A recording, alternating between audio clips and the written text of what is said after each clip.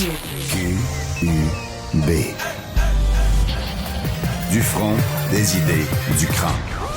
Éveille la curiosité, suscite la réflexion, favorise le dialogue.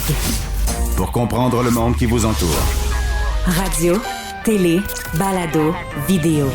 Savoir et comprendre, Cube. Un média pas comme les autres. Bonjour tout le monde, bienvenue à un nouvel épisode. Je vous avertis aujourd'hui, vous allez brailler, vous allez pleurer, attraper des mouchoirs, du papier de toilette, Scott Towel, linge à vaisselle, l'épaule de votre promis, C'est quelque chose, vous allez brailler parce que, vous allez voir, selon les données de l'Assurance maladie du Québec, en date du 17 juin dernier, il y avait 22% de plus de médecins québécois qui pratiquaient dans le privé qu'à pareille date l'an passé. Là, vous vous dites, c'est vrai que c'est pas le fun, là, mais ça donne pas non plus le goût de brailler. Attendez une minute, là, soyez patients. Il y a des gens qui nous écoutent dans leur voiture, il y a des gens qui sont en train de faire du sport. Je leur donne le temps là, d'aller chercher quelque chose pour éponger leur peine. Entre-temps, je rappelle quand même que c'est assez catastrophique là, comme phénomène, la fuite des médecins vers le secteur privé. Au Québec, les médecins sont formés plutôt à rabais. Hein? Si vous êtes un étudiant et que vous voulez devenir médecin, essayez d'aller aux États-Unis ou en Ontario ou en Colombie-Britannique, là, suivre une formation pour être médecin. Vous allez voir, ça coûte beaucoup plus cher. Et pourtant, on a de plus en plus de médecins québécois qui disent « Ah, fuck off. Non, moi, ça ne me tente pas de soigner du monde ordinaire. » 744 médecins à ce jour au Québec qui ont fui le régime public. Pourquoi? C'est là que vous allez brailler. Écoutez ça. C'est terrible ce qu'ils vivent. Dites-vous que les médecins québécois sont forcés parfois de pratiquer en dehors de leur région de prédilection. Donc, je vous donne un exemple. Là. Vous êtes un étudiant en médecine à l'Université Laval, vous avez grandi dans la région de Québec, et là, on va vous dire, ouais, mais là, c'est parce que finalement, on vous demanderait d'aller pratiquer au Saguenay. C'est terrible. C'est absolument terrible. Dans le régime public, hein, quand vous êtes un médecin dans un hôpital public, vous êtes obligé d'être de garde.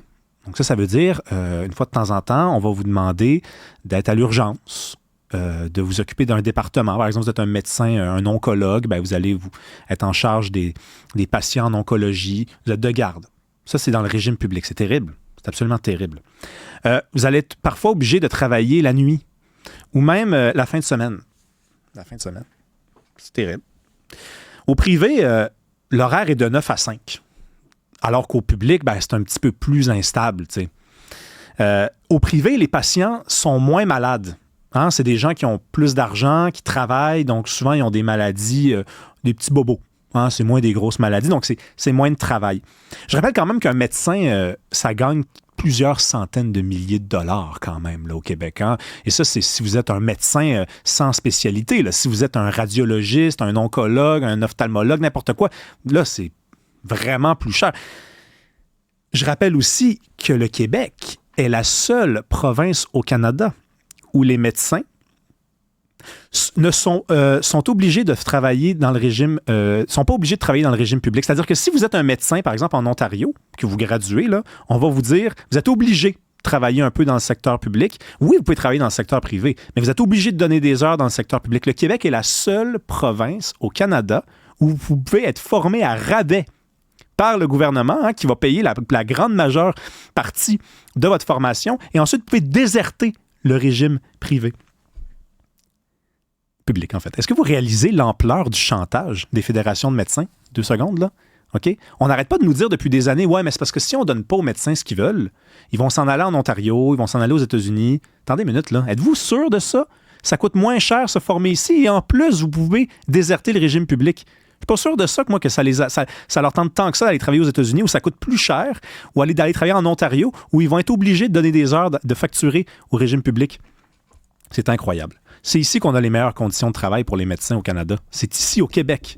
Puis ça nous chie dans les mains, littéralement. On apprend dans la presse ce matin que le taux de chômage chez les immigrants qui sont arrivés au Canada depuis moins de 5 ans est de 12,5 %.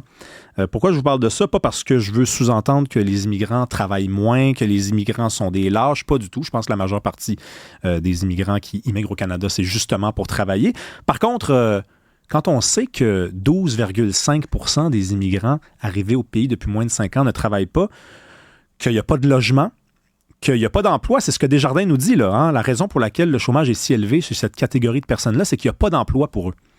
Quand on sait aussi qu'on ne peut pas leur offrir des services, ben là, c'est vraiment à se demander pourquoi. Pourquoi ces politiques d'immigration-là? Là, pourquoi on fait venir des gens à qui on n'est pas capable d'offrir un logement, pas capable d'offrir un emploi, pas capable d'offrir une place en garderie, pas capable d'offrir une place dans une école, pas capable d'offrir des services de santé? Vraiment, là, j'ai aucune idée pourquoi on est allé là. C'est encore une fois, évidemment, une façon de rappeler que le règne de Justin Trudeau est un désastre, mais totalement un désastre, et le mot est le bon. C'est les vacances de la construction.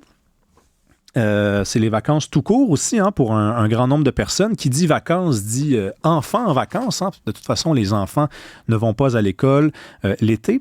Il y a un article dans le Huffington Post d'il y a 3 jours, le 21 juillet, qui traitait de la question de l'ennui. Je trouve ça fascinant.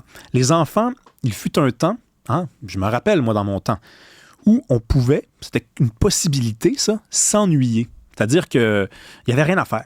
Hein? On nous avait confisqué peut-être un appareil électronique. On était en visite chez un couple d'amis, puis il n'y avait pas d'enfants. Donc là, on était assis à la table et il fallait, pendant que les parents s'amusaient, prenaient un verre, jouaient dans la piscine, regarder au large, s'abandonner, essayer de comprendre, hein, de trouver un sens dans les odeurs, dans les paysages. On faisait rien. Et aujourd'hui, dans un monde où les enfants, tout comme les adultes, sont de plus en plus sollicités, eh bien, l'ennui, selon cet article-là dans le Huffington Post, c'est quelque chose qui n'est plus possible. Après ma barre, on pourrait dire, ben, c'est tant mieux. Hein? Si les gens ne s'ennuient plus, ben, c'est formidable, c'est une progression, c'est une avancée dans la vie. Mais non, en fait, pas du tout. Parce que pour les enfants, c'est important ces moments-là de silence, ces moments-là de contemplation, ces moments-là de vide. Les enfants, hein, on le sait, quand on vieillit, ils emmagasinent toutes sortes de choses. Ils emmagasinent des odeurs, ils emmagasinent des petits détails, mais ça leur prend un certain vide, ça leur prend une certaine absence. Vive l'ennui, mais pas à Cube. Hein, non, nous autres ici, on ne s'ennuie pas du tout. Donc l'ennui, c'est beaucoup plus tard, c'est cette nuit. Bienvenue à Cube.